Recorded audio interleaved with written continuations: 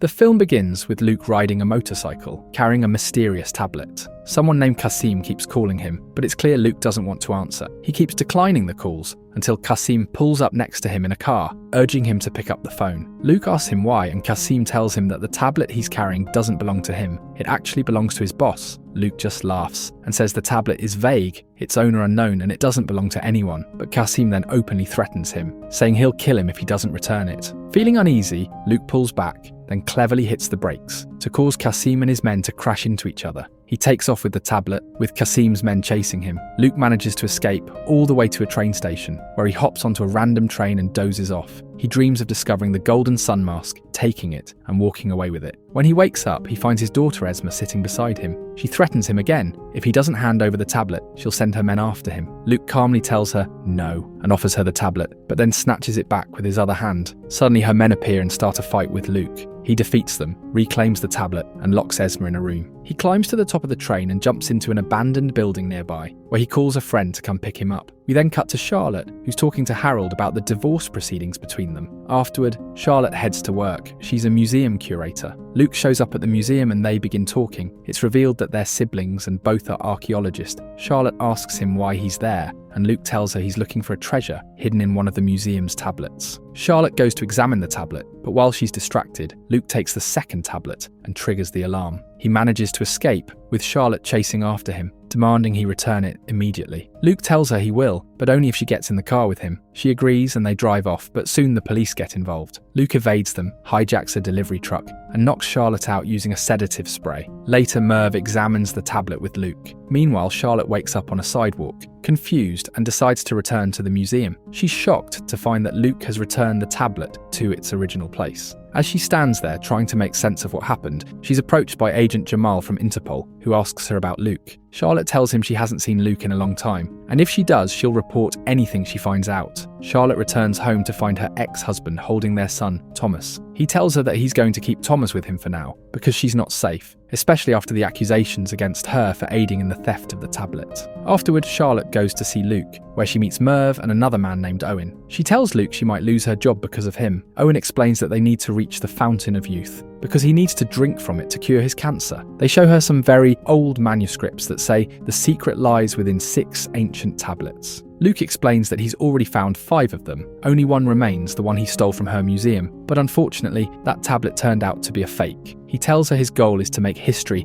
as the one who discovers the fountain, not to drink from it himself. They also tell her they need her help to find the 6th and final tablet. Charlotte leaves them and walks away. Luke sits down and starts reading a book about the tablet's history. Suddenly, Esma appears behind him and warns him to stop searching for the fountain. Later, Luke attends a piano recital for Thomas and runs into Charlotte again. He manages to convince her to join the team, as her curiosity gets the better of her. Eventually, they uncover a lead. The missing tablet is aboard a sunken ship deep in the ocean, a ship once owned by a man named Alfred. They manage to locate part of the wreck, and Luke and Charlotte dive underwater to search inside the ship. Meanwhile, Merv and Debbie notice a helicopter approaching and try to contact Luke and Charlotte, but they can't get through. Inside the ship, Luke and Charlotte manage to find the vault containing the tablet, but as they exit, they're ambushed by Esma and her men. A fierce battle breaks out, but Luke and Charlotte manage to escape. They return to a private hideout owned by Owen. Charlotte calls her son to check in on him and finds out that her ex-husband, Harold, has landed a great job, but it's far from home. The job turns out to be at one of Owen's companies, and he explains this to show that Thomas can't stay with Harold for long. The whole team regroups and begins assembling the clues from all 6 tablets. Eventually, they piece together a word, evil. They're shocked to discover that, in the 17th century, a counterfeit gospel known as the Book of Evil had spread. They decide to go after this book. Suddenly, Agent Jamal bursts in, ready to arrest them, but at the same moment, Qasim also shows up. A tense negotiation unfolds. Luke agrees to hand over the tablets if Qasim promises to leave his friends alone. But just as the exchange begins, Luke plays loud music to cause a distraction and attacks Qasim's men. A full fight breaks out, with Interpol agents joining in and firing at Qasim's crew. Luke and his team seize the opportunity to escape. As they flee, Agent Jamal realizes that they're heading for Austria, the location where the Book of Evil is believed to be hidden. We return to Luke, who's asleep and dreaming. In the dream, he finds the Fountain of Youth, and drinks from it, but then sees Thomas and Charlotte aging rapidly before his eyes. He jolts awake from the nightmare. At that moment, they arrive at the museum, where Thomas is already there with Owen. Luke and Charlotte head inside to meet the museum curator, who is supposed to show them the Book of Evil. Just then, Esma and her men show up at the location. Debbie spots them and quickly calls Luke to warn him. Luke steps outside to distract Esma, while Charlotte examines the book.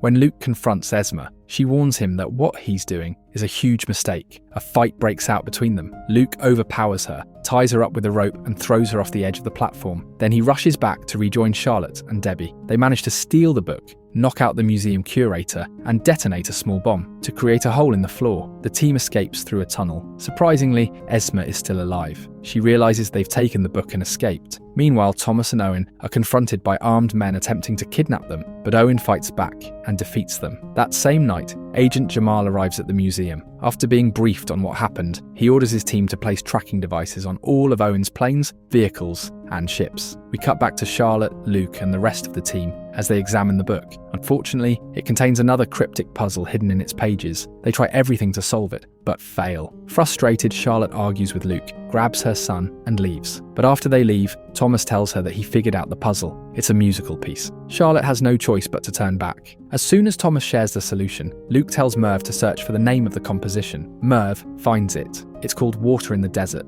a piece written as a tribute to the 7 wonders of the world. They bring out a map of the ancient wonders and realize that the 6 letters they've collected match the initials of the wonder sites, except one is missing: the pyramids in Egypt. They decide Egypt is their next destination. Charlotte isn't too happy about it, but Thomas is excited to go, so the team agrees to make the trip. While traveling, Luke falls asleep and dreams of his father, who refuses to let him take the golden mask. Luke wakes up suddenly to find Charlotte beside him, telling him she doesn't fully trust Owen. We cut to Esma, who's meeting with a mysterious man. It's revealed that they are members of the Guardians of the Path, an ancient order sworn to protect the Fountain of Youth and keep it secret from the world. The mysterious man hands Esma a key and says, "You already know what to do with this." Meanwhile, Luke and Charlotte are nearing the Pyramids of Giza. Charlotte warns Luke to be careful, and we're surprised when she brings up the golden mask, the same one Luke keeps seeing in his dreams. She tells him that his father once found it, but refused to take it, saying, "Not everything we find is meant to be kept." Luke looks visibly upset that his father never claimed it. When they arrive at the pyramids, they meet with a local archaeologist. Luke, feeling uneasy, tells Merv and Debbie to stay outside with the rest of the team, while he enters with Charlotte, Owen, Thomas, and the guide. Luke asks the guide if they can go beneath the pyramid, but the guide refuses, insisting there's nothing down there. Owen, however, says his equipment detected a massive underground river, and he orders his men to dig. The guide protests, so they force him out and enter the site on their own. Inside, they discover a hidden passageway beneath the pyramid. At the same time, Agent Jamal arrives at the scene. Seeing the armed men and heavy equipment, he raises a white flag to prevent any conflict. Back inside, Luke and Charlotte stumble upon a secret stone gate sealed with a massive rock. They try everything to move it, but it won't budge, until Thomas notices ancient hieroglyphs and carved horns. He realizes it's musical and starts playing the melody from earlier. The sound vibrations shake the ground, shifting the stone and opening the gate. Behind it, they find what looks like an elevator. It takes them deeper underground. Further in, Charlotte finds an amber stone, which she places into the carved socket on the wall at the tunnel's end, triggering another hidden door. Luke notices a symbol on the floor. As he touches the stone, stairs emerge from the wall, leading them even deeper.